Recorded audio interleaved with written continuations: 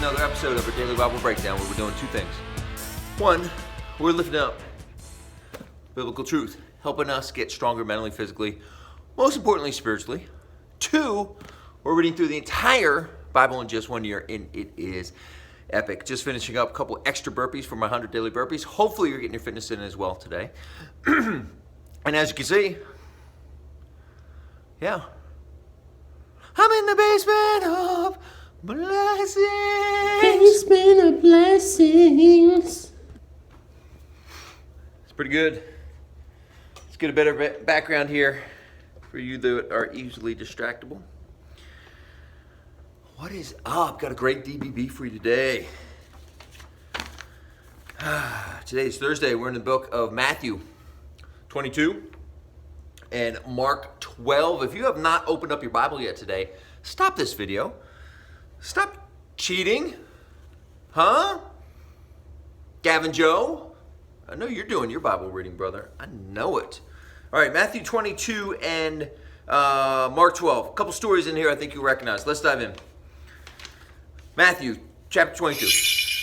Starts off with the story of Jesus telling about this great banquet where a king gives a wedding banquet for his son and none of the invited guests come. So he invites everyone else he could find, right? Jesus says, this is how the kingdom of heaven works. That's a super short synopsis, right? Because we're going to talk more about that in a minute. We got to dive into that one. Next, Pharisees tried to trick Jesus with a question about taxes. They ask him, should we pay taxes to the emperor or not? Some translations say to Caesar or not. Jesus, knowing they're trying to trick him, asks, well, whose picture and name are on the coins? They say, well, the emperor's picture or Caesar's picture is on the coin. So Jesus says, give to the emperor what belongs to him, give to God what belongs to him. This is not the answer that these folks are looking for, and so they walk away. They're baffled. Jedi mind tricks. Jesus is doing Jedi mind tricks all the time. Next, the Sadducees had a question about the afterlife, and they asked Jesus a question about a woman who was married to 7 different brothers. Not all at once. That's gross. That's weird. One at a time. They wanted to know when she dies, which husband will she have? And Jesus says, folks, it doesn't work that way. Like, you guys are clueless. None of us are going to be married in heaven. Next, Jesus talks about the most important commandment of all, which is, we know, to love the Lord your God with all of your heart, with all of your soul, and all of your mind. Jesus said this is the first and most important commandment. The second being, love your neighbor. All right, Matthew 22 ends with a little bit of talk about Jesus being both the son of King David and also his Lord, and nobody really knows how to answer him about that. Mark 12 begins with a parable of evil farmers.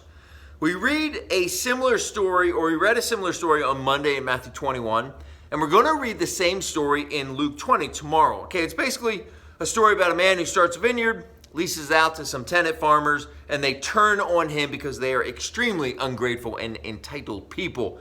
This, my friends, is a warning for all of us who would take God's graciousness and kindness for granted.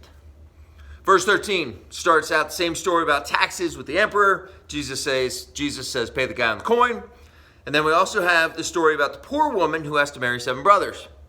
Mark 12 also touches on the greatest commandment and how Jesus can be both David's son and his Lord. Mark 12 ends with the story of the widow's mite, where Jesus highlights the widow's generosity. All right. How do we get stronger in today's word, Pastor Bob? That's what we really want to know. How do we have more joy, peace, love, grace, mercy, kindness in our hearts? That's a great question. Let me try to answer it today. All right, we got to go back to the story in the beginning of our reading in Matthew 22 about the great banquet. We're told that this king throws this huge wedding banquet for his son. Everybody he invites refuses the invite, and worse, they kill the king's messengers. And so what does he do?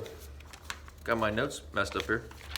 What's he do? Well, so the king sends out his army to kill all of these guests and burn down their town. They probably were like, man, we wish we had that one over again. The king invites then everyone else in the kingdom that he can find, all the poor people, all the disabled people, all the beggars, everyone else gets invited into the wedding. Jesus said, this is kind of how the kingdom of heaven works, right? Then we read this in verse 11. When the king went in to meet the guests, he found that one of them wasn't wearing the right kind of clothes for the wedding. The king asks, friend, dude, what are you wearing? Why didn't you wear the proper clothes for the wedding? Guests had no excuse, so the king has this poor man thrown out with his feet and his hands tied. All right, let me teach you something about Bible reading today. Okay, this is a do and a don't. When reading something like this, I don't want you to be what I call a bobber. Don't be a bobber. Tech guy, help me out. This is what a bobber would be. B stands for badly. O stands for opinionated. B stands for Bible. R stands for reader. A bobber is a badly opinionated Bible reader, right? And we don't want to be bobbers. Here's what a bobber would sound like when they're reading the story. By the way, this is me in the past, or has been.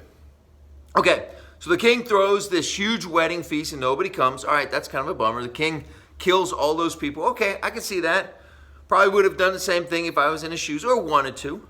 Then the king invites all the poor people from his kingdom. Okay, cool. That's cool. I get the message. God is inviting us, and a lot of people are going to refuse. We don't want to refuse. We're probably the poor people too.